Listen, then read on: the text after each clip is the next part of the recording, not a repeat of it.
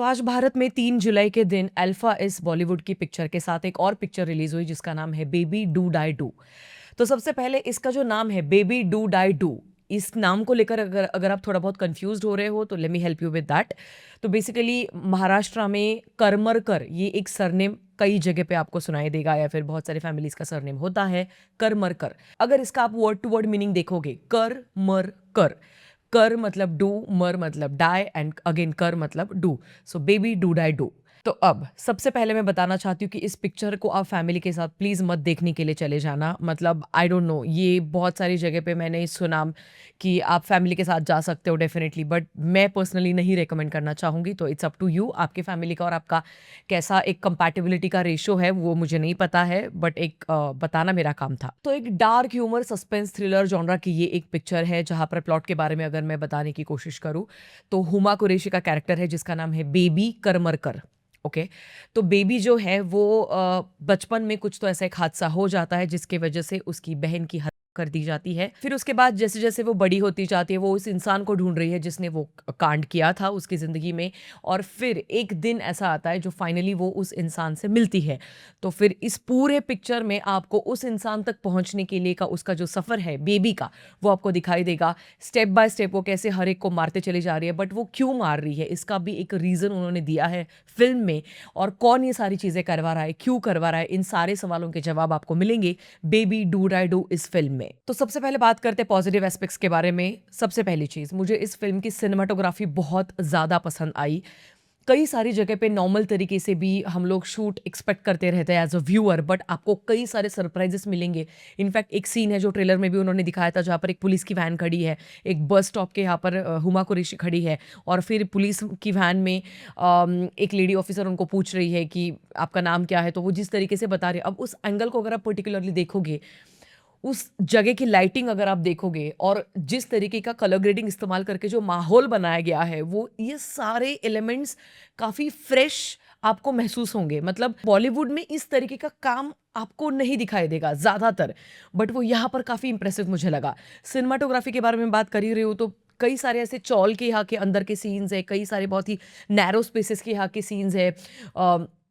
जब वो सीढ़ियाँ उतर रही है, जिस तरीके से कैमरा 360 डिग्री घूम रहा है, जिस तरीके से एक पाजी है, एक मतलब पंजाबी गाय है जो हुमा कुरैशी के प्यार में है, तो वो किस तरीके से उनका पर्सपेक्टिव दिखाते हुए किस तरीके से वो शूट किया गया है, वो बहुत ही अमेजिंग है, बहुत ही इंप्रेसिव मुझे लगा और काफ़ी रिलेटेबल लगा। अगला एक पॉजिटिव पॉइंट, इस पिक्चर की एडिटिंग एक्चुअली चर्चा का विषय होना चाहिए क्योंकि जिस तरीके से एडिटिंग संभाली गई है वो मुझे बहुत ही इंप्रेसिव लगी।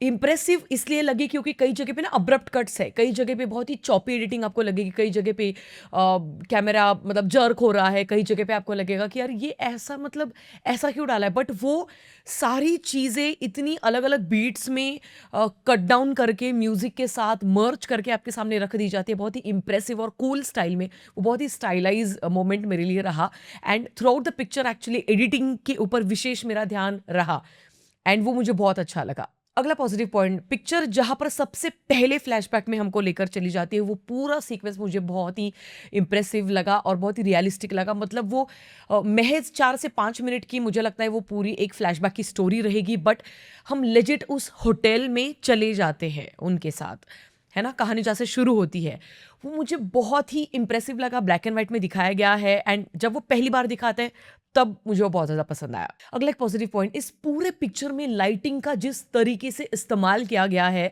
जब हुमा कुरैशी टेरेस पे बैठी हुई है तो कौन सी जगह से नियॉन लाइट्स आ रही है उनके चेहरे पर, कौन सी जगह से आपको बहुत ही वार्म टोन दिखाई देगा, फिर पूरा एक ब्लैक शैडो 45 डिग्री में आपको दिखाई देगा।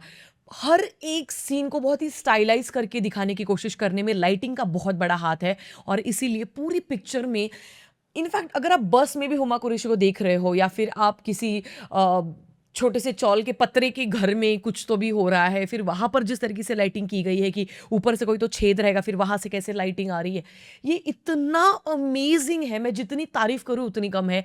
एंड बहुत बार इन चीज़ों के लिए हम लोग क्रेव करते रहते हैं, क्योंकि जब आप बड़े पर्दे पर कोई पिक्चर देखने के लिए जा रहे हो तो वहाँ पर वो एक्सपीरियंस भी वैसा होना चाहिए देखने का, एंड यहाँ पर ये पूरा पैसा वसूल एक्सपीरियंस आपको देगी। इस पिक्चर के डायरेक्टर है Nachiket Samant, and I must say guys, मतलब एक ऐसा सीन है जहाँ पर एक ऊंची इमारत है, लकी टावर करके कुछ तो नाम है, वो पूरा सीन आपको बहुत ही इंप्रेसिव लगेगा। छोटी छोटी चीज़ें बहुत ही सोच समझ के उन्होंने रखी है, एवी कुछ भी नहीं हो रहा है इस पिक्चर में, हर एक चीज़ का कुछ ना कुछ तो मतलब है, एंड आई लव दैट। अगला पॉजिटिव पॉइंट, हुमा कुरैशी का performance. Through out the picture वो कुछ बात ही नहीं कर सकती है, ना ही कुछ सुन सकती है, इस तरीके से उनका कैरेक्टर है। तो अब जो भी करना है चेहरे से करना है, और चेहरा भी काफ़ी हद तक 70 to 80% तक उनका काफ़ी नम दिखाया गया है, बट वो मुझे बहुत ही इंप्रेसिव लगा। एंड पूरे पिक्चर में Huma Qureshi literally she just nailed it with her performance.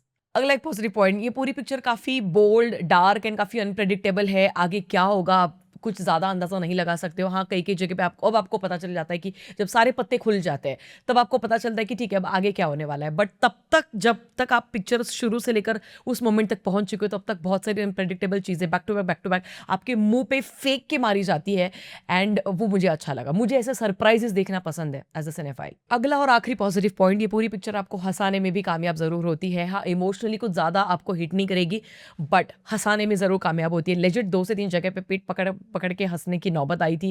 But क्योंकि कॉमेडी बहुत सब्जेक्टिव मैटर है, तो शायद मेरे इस पॉइंट के साथ आप नहीं एग्री कर पाओगे या फिर कर पाओगे, वो आपका पर्टिकुलर चॉइस है। बट ओवरऑल ये सारे पॉजिटिव एस्पेक्ट्स है बेबी डू डाई डू इस पिक्चर के। बट इसी के साथ साथ अब बात करते हैं नेगेटिव एस्पेक्ट्स के बारे में। सबसे पहली चीज़, ये क्या वियर्ड टाइटल दिया गया है। मेरे लिए ये चीज़ें बिल्कुल वर्क नहीं करती।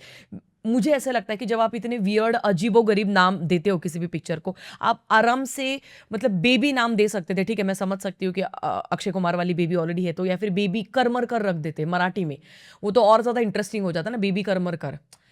तो कुछ तो अलग वो मुँह में आना चाहिए वो नाम जल्दी-जल्दी, और वो easy to pronounce, easy to remember, ऐसा टाइटल कभी भी होना चाहिए पिक्चर का। वो हमेशा से पिक्चर के फ़ेवर में ही काम करता है। बट जब भी ऐसे कुछ अतरंगी नाम आपने रखने की कोशिश करी है, वो लिटरली भूल जाती है दुनिया। ऐसे नाम की कोई पिक्चर भी आई थी, और इस पिक्चर के साथ वही होगा। अगला नेगेटिव पॉइंट, पिक्चर क्लाइमैक्स तक आते-आते बहुत ही बॉलीवुड पंथी पर उतर जाती है। बहुत ही चीज़ी क्लाइमैक्स दिखाया गया है, जब टेरेस पर 2 लोगों के का एक कॉम्बैट सीन दिखाया गया है, वो और उसके बाद जब वो वापस टिपिकल बॉलीवुड का वो एक सीन मर जाते हैं, फिर वापस वो उड़ जाते हैं। तो आई डोंट नो, मतलब ये चीज़ें अब मेरे लिए नहीं वर्क करती, तो ये बहुत ही चीज़ी चीज़ थी मेरे लिए। अगला नेगेटिव पॉइंट, पिक्चर में जो सबसे आखिरी बड़ा राज खुलता है, वो मैंने सबसे पहले सीन में ही, पिक्चर जहाँ पर शुरू हुई थी तभी मैंने वो एक्चुअली प्रेडिक्ट कर लिया था। एंड यू वोंट बिलीव, मतलब वो बहुत ही ईज़ी है प्रेडिक्ट करना, वो बहुत ही ईज़ी है समझ पाना कि यही होने वाला है, और वो वही होता है। तो वो मुझे काफ़ी प्रेडिक्टेबल मोमेंट लगा, जबकि आपका सबसे बड़ा सरप्राइज़ वो है पूरी पिक्चर का। तो उसको और अच्छे तरीके से एक्चुअली थोड़ा कन्फ्यूजन्स में डाल के दिखा देना चाहिए था, बट ठीक है। अगला नेगेटिव पॉइंट, पिक्चर में सीजीआई और स्पेशल इफेक्ट्स का काम बहुत ही भद्दा है, बहुत ही वियर्ड है।